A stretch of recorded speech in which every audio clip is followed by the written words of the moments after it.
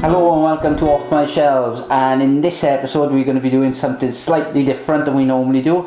I'm going to be picking my top 5 favourite Usagi Yojimbo stories from the Usagi Yojimbo Saga, and so yeah, let's get underway. So why am I doing this first and foremost? Well, it's because a lot of you lucky people out there are going to get a chance to get the reprinted paperback versions of Usagi Yojimbo Saga Volume 1 to 9, which has just come out, which will be here soon, and we'll be doing an overview on that soon. And so I thought it'd be a nice opportunity, with 9 coming out, with the reprints coming out gradually, I thought it'd be nice to look at my top 5 favourite Saga stories. But there are 2 rules that I'm going to stick to. The first one is we're only going to be looking at volumes 1 to 8 of the Saga series. We're not going to look at the series before or the IDW series after. Second is Grasscutter is banned, and the reason why is because Grasscutter is Stan Sakai's most famous story, and it is an epic story in every way, shape and form. And so because it's had so much press over the years,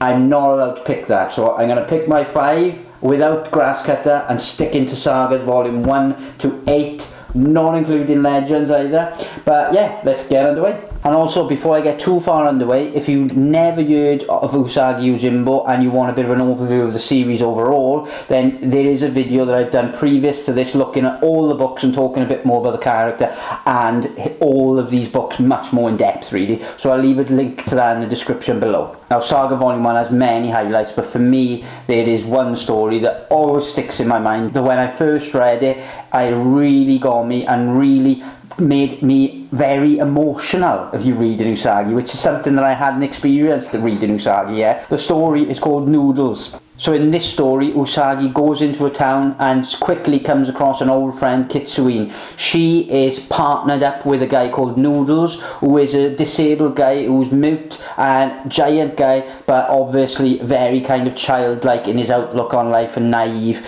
But Kitsuine is taking care of him, and she's taking him around. She's pickpocketing and he's hiding it in his little noodle van. She doesn't know his real name because he can't talk, so she calls him Noodles because he makes the worst noodles. This town is currently suffering a wave of theft, and at first you might think it's Kitsuine and Noodles, but it's more than that. It's a gang of thieves that have got under their control the head police officer for the town, and so he's a gambling debt, so they're using him to basically overlook their crimes and let them have whatever they want from the town. But as the story goes on, the policeman needs someone to convict. He needs someone to take in so the magistrate will leave him alone and he can say the crime wave is over. And so, stressed out with his gambling debt and under pressure from the thieves, he basically arrests Noodles, and that is where the story kind of takes a real dark turn, because what happens to Noodles is incredibly harrowing and upsetting, and that is why this story sticks in my head more than any other. It starts off very naive, very kind of chaste-like and straightforward, but then the places it goes are really deep and really affecting in many ways. And to get a comic the style of Usagi Yojimbo to really affect you emotionally is a feat, because obviously the art is nice and pleasant and it doesn't fill you full of anything but joy really normally reading it, but then it does catch you and it can pack a real emotional punch like this story. I should say as well, this list is not in any particular order. It's not 5 to 1 or 1 to 5. It's just 5 of my favourite. I can't put them in order. It changes all the time as well. So if I do this tomorrow, it'll probably be different. But today, this is the 5. So the next story comes in volume 4 of Usagi Yojimbo Saga. And the one thing I love about Usagi Yojimbo is it deals with kind of day-to-day life and culture and politics in feudal Japan, but it also brings in the more fantastical supernatural elements and the demons, okami, that populate Japan really, and so they bring them into the story often. And one of my favourite times the more fantastical story creeps in is in Usagi Yojimbo Volume 4, and it's called Sumi-e.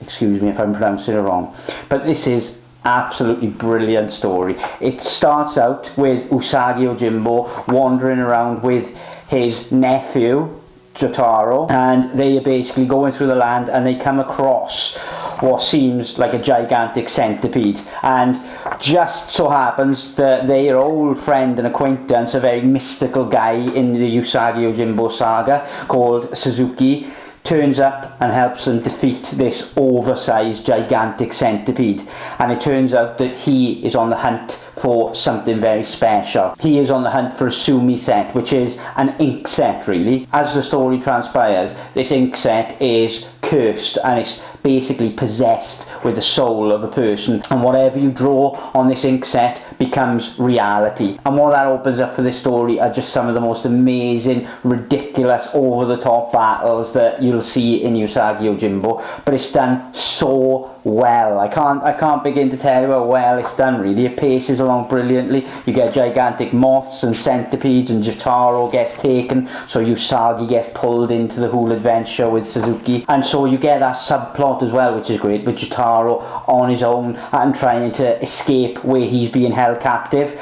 and then you get all these massive big oversized beasts having a battle really, and Usagi Yojimbo and Suzuki trying to battle against them, and then it culminating in just a gigantic battle between monsters and a giant oversized samurai. What more can I say about the story to get you to read it? It is really good on every level, to be fair.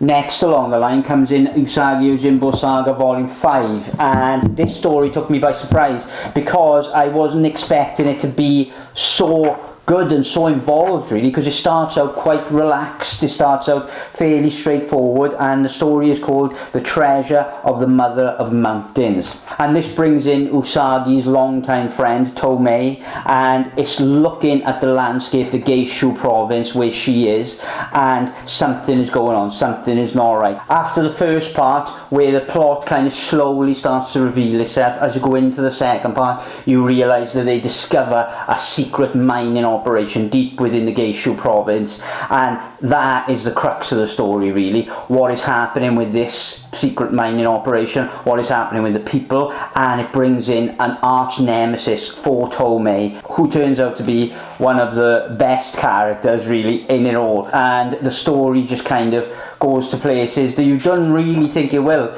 They get captured and they have to be slaves essentially, toiling in the mines, all the while looking for a way out, all the while with their friends trying to find them, and then you get more and more backstory behind this new arch enemy for Tomei and Tomei herself. It really is a great adventure story with every element you can imagine, from big large scale fights to being taken captive to big explosions. It's really got everything. The next story I'm going to pick is in Usagi Yojimbo Volume 8, and this starts off Volume 8 actually, and I thought this story was just wonderful in every way. It's called The Murder at the Inn and Inspector Ashida Mystery. Now, Inspector Ashida is a returning character who is a policeman in Japan, and often throughout this entire series he pops in, and the stories always have a bit more of a kind of mystery, solving a murder, solving a crime element to them.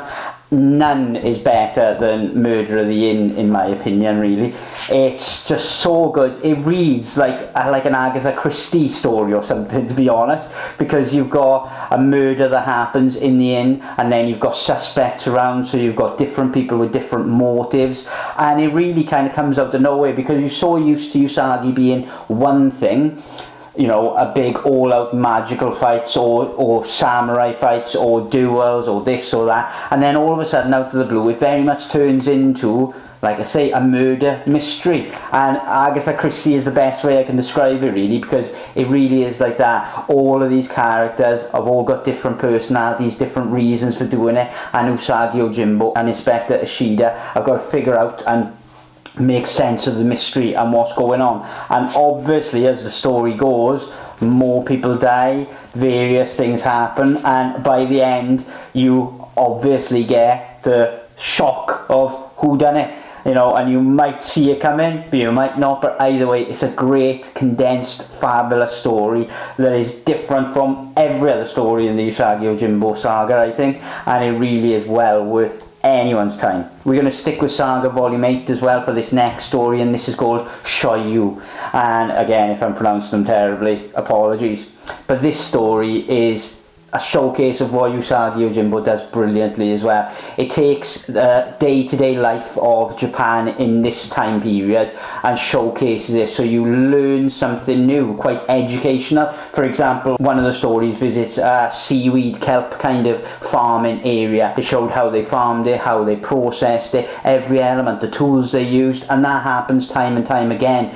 You get lessons in how to make drums in Japanese style and all that. It's brilliant. But this is one of my favourites really, because this shows you all about making soy sauce. And what the story is essentially is Usagi Yojimbo wanders into a town and there's a fire and he gets dragged into this war between two factions, two people who are making soy sauce in this village and fighting for supremacy of the business essentially. And yeah, Usagi gets dragged into it, but one of the most amazing parts of it is how it gives you a real concise, interesting tour of this feudal Japanese soy sauce factory and tells you exactly how it's made, exactly how it's fermented, exactly how it's processed.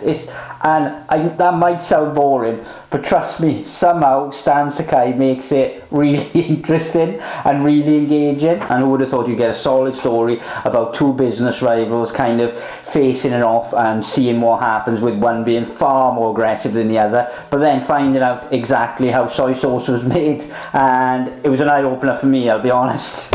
But that is my top 5 Usagi Yojimbo stories. At the moment, as I said earlier, it changes all the time. And again, when I read volume 9, some of them might come into that. But I hope that you guys have enjoyed having a look at some of those stories. And certainly, if you've got any favourite Usagi Yojimbo stories, then let me know in the comments below. And hopefully you've enjoyed this video, and I will catch you on the next one.